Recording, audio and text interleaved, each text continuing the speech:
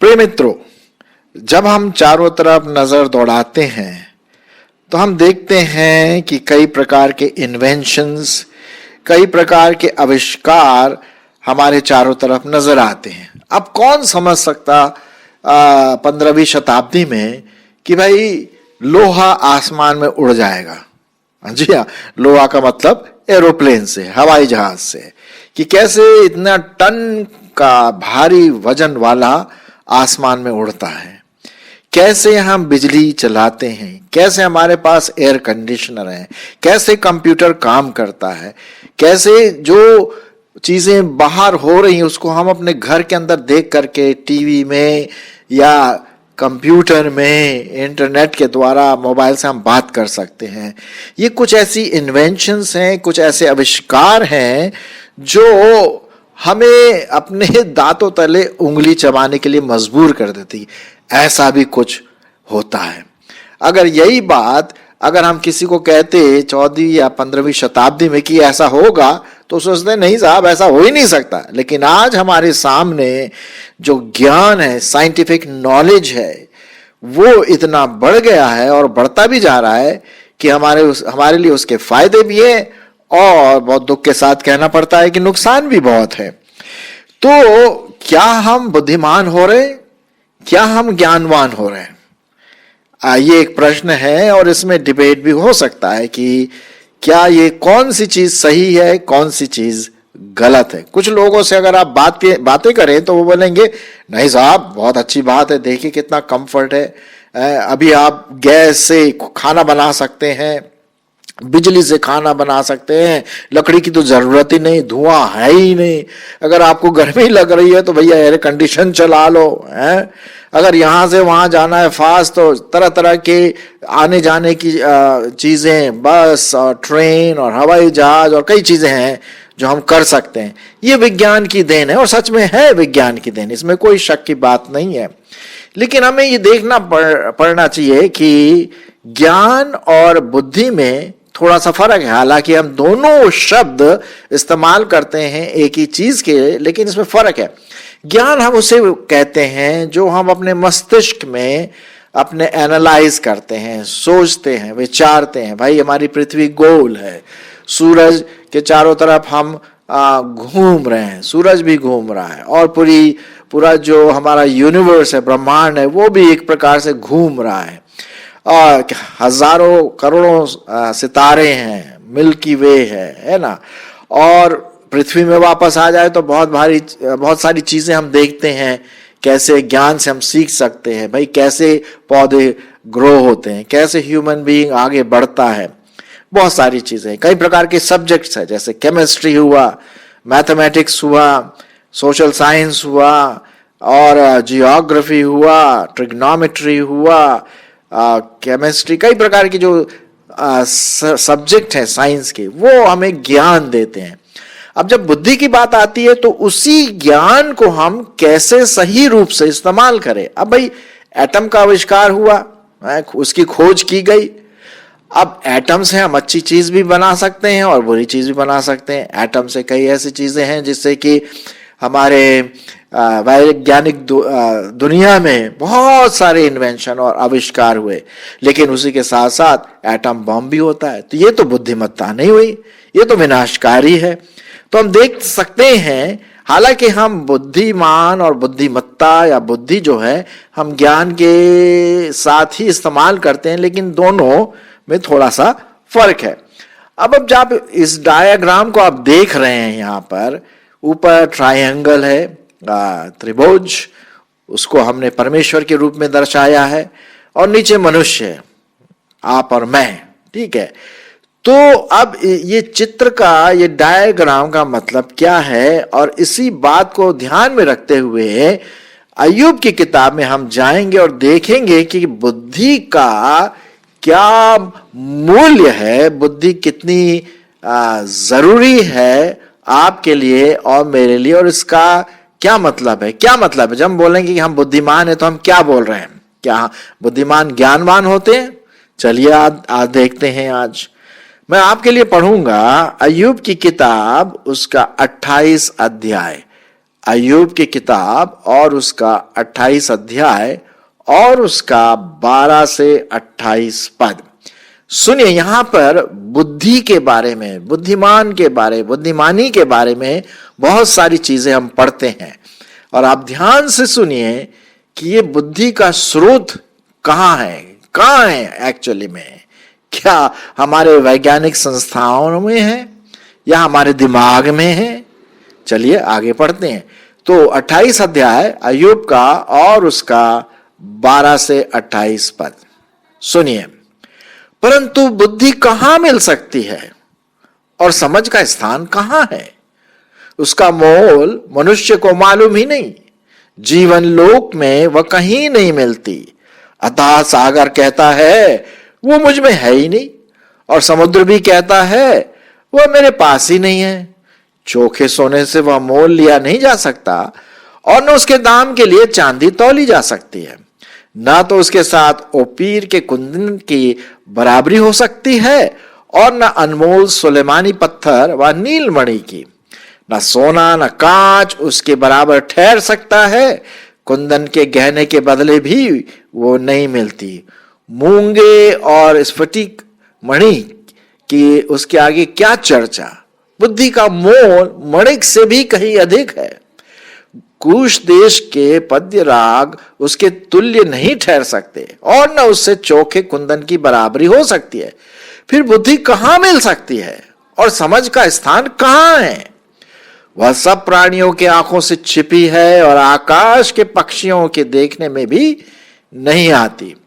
विनाश और मृत्यु कहती है हमने उसकी चर्चा सुनी है, परंतु परमेश्वर उसका मार्ग समझता है और उसका स्थान उसको मालूम है। वह तो पृथ्वी की छोर तक ताकता रहता है, और सारे आकाश मंडल के तले देखता भालता रहता है। जब उसने वायु का तौल ठहराया और जल को नपुए में नापा, और मेघ के लिए विधि और गर्जन और बिजली के लिए मार्ग ठहराया, तब उसने बुद्धि को देखकर उसका बखान भी किया, और उसको सिद्ध करके उसका पूरा भेद बूझ लिया। तब उसने मनुष्य से कहा, देख, प्रभु का भय मानना यही बुद्धि है, और बुराई से दूर रहना यही समझ है। क्या बात है, क्या बात है। परमेश्वर का धन्यवाद हो ऐसे सुंदर वचनों के लिए, ऐसे ज्ञान वाले वचनों के लिए, ऐसे बुद्धि से भरे हुए वचनों के लिए। तो हम देखते हैं मेरे प्रियो, यहां पर जो मेन चीज देखा जाता है 13 से 19 जो मैंने आपके लिए पढ़ा अभी, अय्यूब का 13 से 19, ये बताता है कि कितना अमूल्य है ये बुद्धि, कितना अमूल्य, कहां मिल सकता है? हम उसको ढूंढने भी तो नहीं मिल सकता। उसका मोल मनुष्य को मालूम भी नहीं है, और जीवन लोग उसको जानता भी नहीं कि कहां है। समुद्र से पूछो तो उसको भी नहीं पता है, और दूसरी चीजों से पूछो तो उसको भी नहीं पता। चोखे सोने से भी उसको तौला नहीं जा सकता। तो बुद्धि जो है, हमारे जो सोचने समझने के जो तौर तरीके हैं, जो हमारे दिमाग में, हमारे मस्तिष्क में होता है, एक परमेश्वर ने बड़ा जबरदस्त मस्तिष्क डाला है, और उसी से हमारी बुद्धि का जो सब कुछ चलन वलन जो होता है वहीं से होता है। ठीक है, ज्ञान और बुद्धि से। तो हमने देखते हैं कि 13 से 19 पद जो हमने पढ़ा आपके सामने, उसका मूल्य कहीं ज्यादा अधिक है, सोने चांदी कुंदन से भी अधिक। कितना अधिक है ये तो परमेश्वर ही जानता है। अच्छा, एक और चीज है, हम पढ़ते हैं 20 से 22 पद, मैं आपके लिए पढ़ूंगा 20 से 22 पद। प्रश्न ही उठता, भाई बुद्धि कहां मिलेगी? कहां मिलेगी बुद्धि? फिर बुद्धि कहां मिलती है और समझ का स्थान कहां है? अब देखिए ना, अगर आप पूरे हमारे पृथ्वी की ओर देखें तो हमारे जो साइंटिस्ट है, वैज्ञानिक है, अपनी समझ और ज्ञान से बहुत कुछ जानते हैं कि कैसे पेड़ बढ़ते हैं, कैसे सितारे हैं आसमान में, कैसे हमारी पृथ्वी घूमती है, कैसे जीव जंतु का जीवन होता है, मनुष्य कैसे जीवन होता है, मनुष्य का हृदय कैसे काम करता है, मनुष्य के अंदर की जो ऑर्गन्स हैं वो कैसे काम करते हैं, दिमाग कैसे काम करता है, ये कहाँ से आता है? हमारी जो बुद्धि और समझ जो परमेश्वर ने हमारे दिमाग में रखा है उसी से हम जानते हैं। 20 और 22 पद में क्या लिखा? फिर बुद्धि कहाँ मिल सकती है और समझ का स्थान कहाँ है? वह सब प्राणियों के आंखों से क्या है? छिपी हुई है और आकाश के पक्षियों को देखने में भी नहीं आती। विनाश और मृत्यु कहती भाई हमने तो उसकी चर्चा सुनी तक नहीं है। तो हम यहां देखते हैं बुद्धि के बारे में कि ये एक ऐसे चीज है, एक ऐसी बात है हमारे मस्तिष्क में जो परमेश्वर ने डाला है कि हम बुद्धि से अपने जीवन को सुचारू रूप से चलाएं। और ये बहुत इंपॉर्टेंट है, बहुत महत्वपूर्ण है।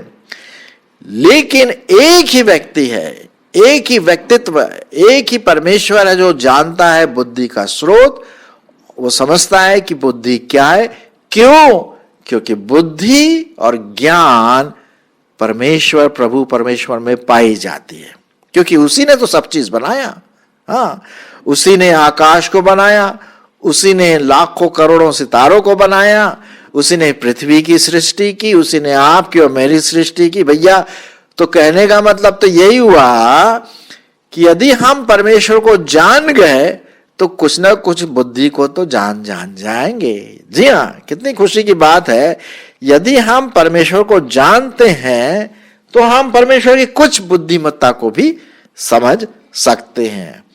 ये अगर हम चारों तरफ अपने जीवन की ओर नजर दौड़ाएं, किस प्रकार से हर चीज काम करती है, छोटे से एटम्स से लेकर के पूरे ब्रह्मांड के सबसे आखिरी मिल्की वे तक, मतलब मिल्की वे मतलब जो है जो पाई जाती हैं, वो अगर हम देखें तो कितना बहुत असम और बड़ा अनंत काल तक का, समझ लीजिए, कुछ ऐसी बातें हैं जो पाए जाते हैं, है ना। हमारी जो सृष्टि में चीजें पाई जाती, एटम से लेकर के बहुत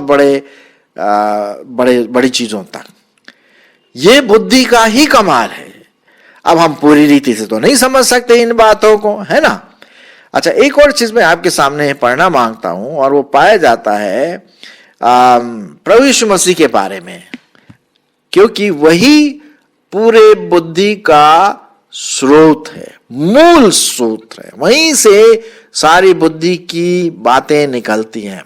मैं आपके लिए पढ़ूंगा कुलुस्सियों की पत्री और उसका 2 अध्याय, कुलुस्सियों की पत्री और उसका 2 अध्याय 2 और 3 पद। ध्यान से सुनिए ये बुद्धि और ज्ञान की बात, ताकि उनके मनों को प्रोत्साहन मिले और वे प्रेम से आपस में गठे रहें और वे पूरी समझ का सारा धन प्राप्त करें। सुनिए, यहां पर एक शब्द आया, मतलब फ्रेज आया है, पूरी समझ का सारा धन प्राप्त करें और परमेश्वर पिता के भेद को, अर्थात मसीह को पहचान ले, जिसमें बुद्धि और ज्ञान के सारे भंडार छिपे हुए हैं। जी हाँ, किसमें छिपे हुए हैं? प्रभु यीशु मसीह में बुद्धि और ज्ञान के सारे भंडार छिपे हुए हैं। तो ठीक है, बुद्धि और ज्ञान हम इस्तेमाल करते हैं हमारी पृथ्वी को समझने के लिए, अपने आप को समझने के लिए, साइंस की बातों को समझने के लिए, लेकिन अल्टीमेटली जो स्रोत है, जो मूल स्रोत है बुद्धि का आरंभ, वो है हमारे प्रभु यीशु मसीह में। वही पूरे बुद्धि का सार है, वही पूरी बुद्धि का मूल्य है, वही पूरे ज्ञान का मूल है। जी हाँ, केंद्र बिंदु जिसे हम कह सकते हैं। और प्रभु यीशु मसीह कौन है? हमारा परमेश्वर, त्रिएक परमेश्वर, है ना। तो अब बुद्धि कहां से मिलेगी? अब आप समझ सकते हैं। अब जिस प्रकार से आप देख रहे हैं वो जो राइट एरोज जो लाल कलर के आपको दिख रहे हैं, ऊपर से नीचे की ओर आ रहे हैं, ये इस बात को दर्शाता है कि मनुष्य को परमेश्वर का ज्ञान जब उसके अंदर आ जाए, परमेश्वर का भय जब उसके अंदर आ जाए मनुष्य के अंदर, तो साहब बुद्धि उसको मिल जाएगी। वो है बुद्धिमान, वो है बुद्धिमान। अब वो व्यक्ति बड़ा मूर्ख है जो बाइबल में लिखा हुआ है कि भैया उसने, एक व्यक्ति ने क्या किया, खूब खाना पीने का समय उसने सब चीजों को इकट्ठा कर लिया, अनाज इकट्ठा कर लिया, आलू प्याज गोभी दाल चावल फसल जो भी चीज उसको चाहिए था इकट्ठा कर लिया खूब। अब उसने बोला अब बैठ के खाओ भैया, मजे करो और कुछ काम धाम नहीं करना है, अब तेरे पास बहुत है, बहुत पैसा है तेरे पास, बहुत सोना चांदी। पीछे से आवाज आती, भाई ओ मूर्ख, अगर तेरा जान आज ले लिया जाए तो ये सब किसका होगा? ये घर बार बुद्धि अनाज जो भी पैसा वैसा जो तेरे पास है किसका होगा? सोचने वाली बात है, किसका होगा? उसका तो होगा नहीं। वो मूर्ख है, वो बुद्धिमान नहीं है।